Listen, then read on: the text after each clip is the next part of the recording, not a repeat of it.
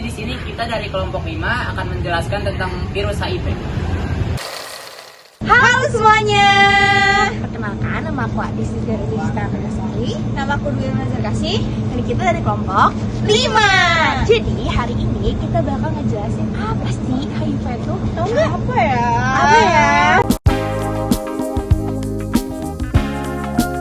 Jadi, HIV adalah virus yang menyerang sistem kekebalan tubuh yang dapat melemahkan kemampuan tubuh melawan infeksi dan penyakit. Nah, di sini juga ada AIDS, adalah kondisi di mana HIV sudah pada tahap infeksi akhir. Ketika seseorang sudah mengalami AIDS, tubuh tidak lagi memiliki kemampuan untuk melawan infeksi yang ditimbulkan. Nah, dengan menjalani pengobatan tertentu, pengidap HIV bisa memperlambat perkembangan penyakit ini sehingga pengidap HIV bisa menjalani hidup dengan normal. Betul. Untuk penyebabnya sendiri apa sih? Nah, kalau kayak gitu kita lanjutin lagi aja ya ke yang selanjutnya. Ya. Halo guys, saya Fardan Kriawan akan menjelaskan penyebab HIV. Nah, penyebab HIV itu di negara Indonesia penyebaran dan penularan HIV paling banyak disebabkan oleh hubungan intim yang tidak aman dan bergantian menggunakan jarum suntik yang tidak steril saat memakai narkoba. Seseorang yang terinfeksi HIV dapat menularkan pada orang lain, bahkan sejak beberapa minggu sejak tertular. Semua orang beresiko terinfeksi HIV. Selanjutnya akan dijelaskan oleh... Halo, perkenalkan nama saya Muhammad Ali Putra Diansa. Di sini saya akan menjelaskan tentang bahayanya HIV. Jadi bahaya HIV atau AIDS meningkatkan resiko kanker limfoma non-Hodgkin. Limfoma adalah bentuk kanker darah yang mempengaruhi kelenjar getah bening. Bahaya kanker ini dapat mempengaruhi bagian tubuh manapun dari pengidap HIV atau AIDS yang terdapat kelenjar getah bening seperti di sumsum tulang belakang, amandel, dan juga saluran pencernaan. Selanjutnya akan dilanjut oleh... Asik. Oke, di sini saya Ahmad Dhani Faisal ingin melanjutkan penjelasan tentang diagnosa virus HIV. Yang pertama, kita bisa melihat dari gaya hidupnya seperti berganti-ganti pasangan saat berhubungan seksual. Yang kedua, ketika seseorang bekerja sebagai tenaga kesehatan yang beresiko tinggi terkena penyakit HIV. Yang ketiga, ketika mempunyai gejala-gejala awal diarahkan untuk mengambil darah di laboratorium. Ada juga yang menjual rapid test HIV secara ilegal. Itu belum terlalu benar sih, masih dipertanyakan, belum 100% valid, masih dipertanyakan. Dan yang terakhir, yang keempat, apabila orang yang sudah terkena HIV harus menjaga jarak saat berbicara minimal 1 meter. Sekian.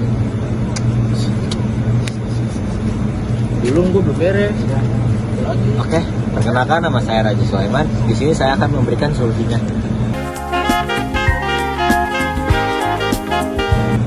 Yang pertama, jangan berganti-ganti pasangan saat melakukan hubungan seksual.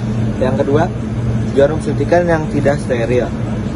Yang ketiga, kalau sudah punya gejala, harus rutin cek setiap 6 bulan sekali.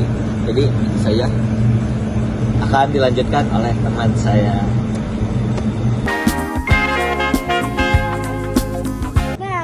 Cara pengobatannya sendiri masih belum ditemukan obat HIV yang benar-benar menyembuhkan penyakit tersebut. Secara bahasa, kita hanya bisa menidurkan virus, bukan mematikan virus, dengan cara mengobati memakai obat HIRV.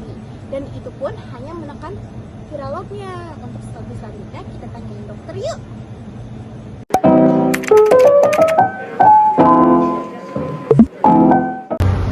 Assalamualaikum warahmatullahi wabarakatuh.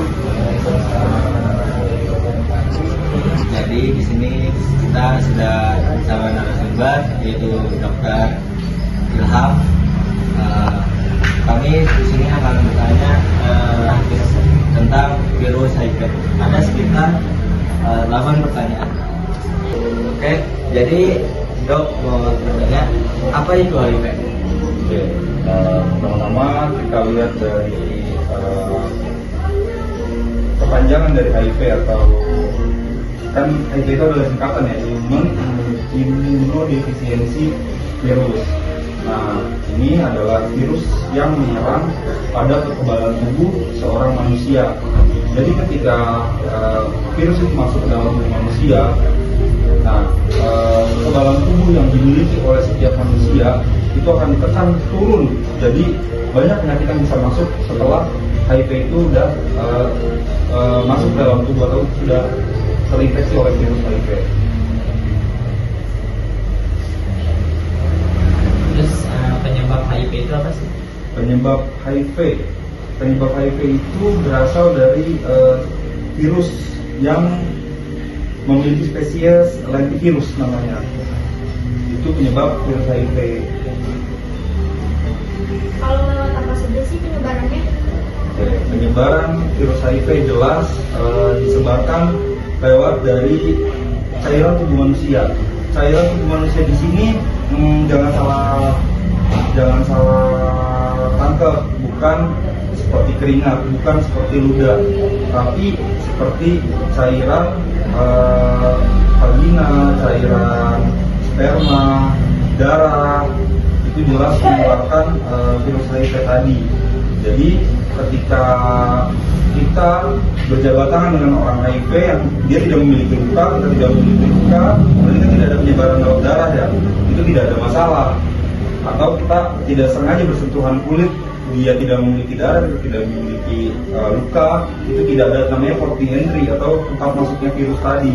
Jadi tidak masalah gitu, kecuali orang-orang yang berhubungan secara seksual atau orang-orang yang mendapatkan transfusi darah atau ada kontak darah masuk dalam mukosa atau lapisan kulit yang luar yang teriritasi atau luka, itu baru bisa masuk virusnya. Takutnya banyak orang yang salah tangkap, bisa dengan berjabat tangan, dengan bersentuhan itu menularkan, itu tidak ya, itu salah.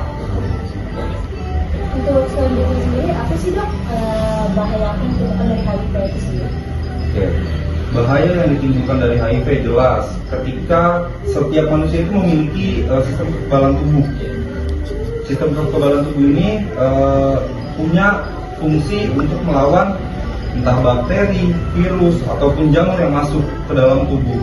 Ketika dia terkena virus HIV tadi, masuk jamur atau bakteri atau virus, tubuhnya tidak bisa melawan karena si virus tadi sudah menekan kekebalan tubuh manusia. Jadi dia mudah sekali untuk terserang penyakit. Kayak gitu. Untuk solusinya dok, penanganan HIV itu bagaimana? Solusi penanganan HIV jelas seperti tadi, bagaimana cara penularannya. Ketika cara penularannya tadi kita hindari, maksudnya tidak berhubungan seksual berganti-ganti pasangan, tidak memiliki tadi juga belum dipaparkan terkait jarum suntik. Penggunaan jarum suntik, orang-orang yang narkoba itu kan biasanya pada jarum suntiknya berganti-gantian, itu juga memiliki resiko. Lalu pemasangan tato di tempat yang tidak steril, tidak bersih, itu juga berbahaya, meningkatkan juga karena jarumnya tadi dia akan membentuk port of entry, tempat masuknya virus tadi, itu harus dihindari. Lalu ya tetap harus rutin apabila orang tersebut memiliki resiko tinggi. Resiko tinggi di sini apa maksudnya? Resiko tinggi di sini ketika orang tersebut memiliki banyak pasangan, lalu penggunaan narkoba, itu harus rutin dicek setiap minimal 6 bulan sekali.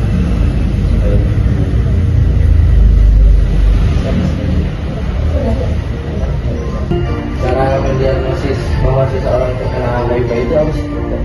Cara mendiagnosis orang terkena HIV, pertama kita harus lihat dulu dari gaya hidupnya, dia kemungkinan tertular HIV-nya ini dari mana? Apakah dari pasangan, atau dia pengguna narkoba, atau dia adalah seorang tenaga kesehatan yang sangat beresiko untuk terpapar karena pekerjaan. Nah, ketika sudah kita lihat kemungkinannya, itu kan harus ada namanya di PCT ya, di kayak semacam bimbingan gitu.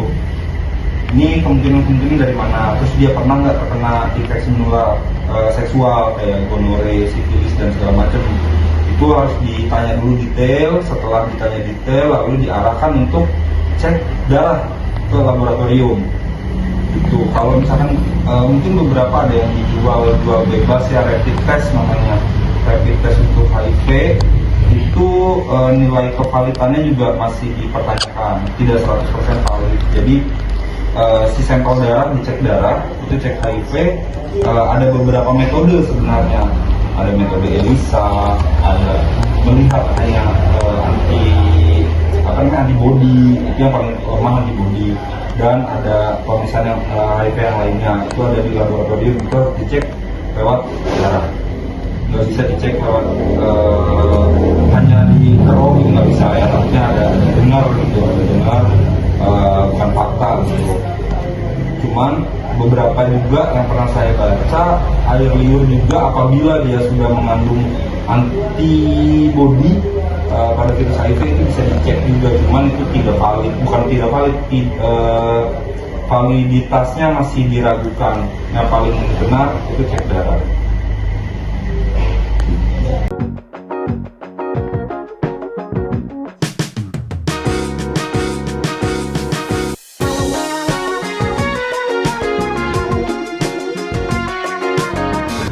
Nah, jadi segitu dulu nih penjelasan tentang virus HIV dari kami.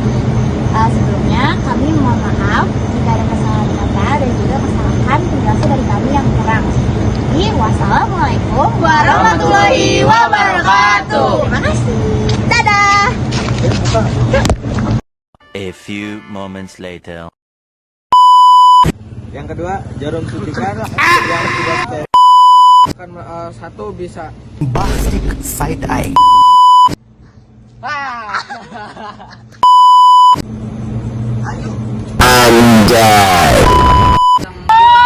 Oke. Penyebab HIV.